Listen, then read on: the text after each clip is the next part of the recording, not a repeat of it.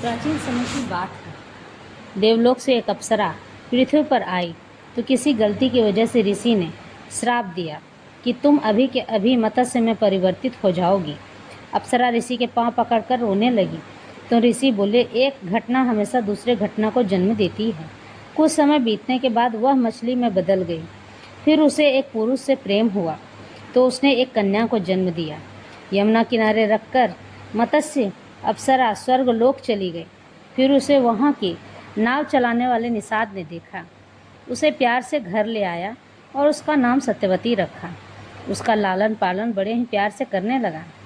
सत्यवती एक मछली की बेटी थी, इसलिए उससे मछली की दुर्गंध आती थी, जिससे उसका नाम मत्स्यगंधा पड़ गया।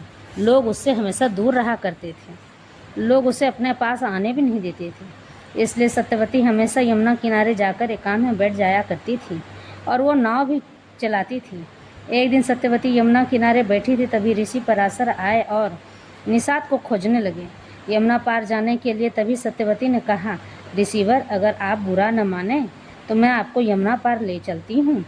ऋषि ने ज्यों ही सत्यवती को देखा तो बस देखते ही मोहित हो गए और मत्स्यगंधा यानी सत्यवती से आलिंगन करने लगे कि हे कन्या, मैं तुमसे प्रेम करने लगा हूँ और मैं तुमसे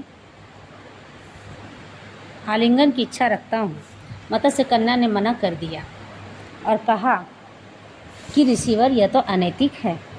विवाह के पहले ऐसा करना तो अपराध है। ऋषिवर, पराशर ऋषि समझ गए तो उन्होंने विवाह का प्रस्ताव रखा, लेकिन मत्स्यगंधा ने शर्त रखी कि मेरे शरीर से जो मछली की दुर्गंध आती है उसे आपको हटाना होगा।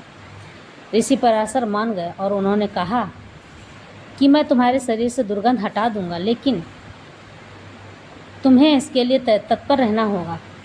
तो उसने कहा ठीक है, और उसे विवाह करके चारों ओर उन्होंने कोहरा बना दिया ताकि कोई उसे देख न सके और उससे मिलन किए। उसके शरीर का जो दुर्गंध था वो समाप्त हो गया। उनके 4 पुत्र हुए। महर्षि वशिष्ठ भी उन्हीं के पुत्र थे।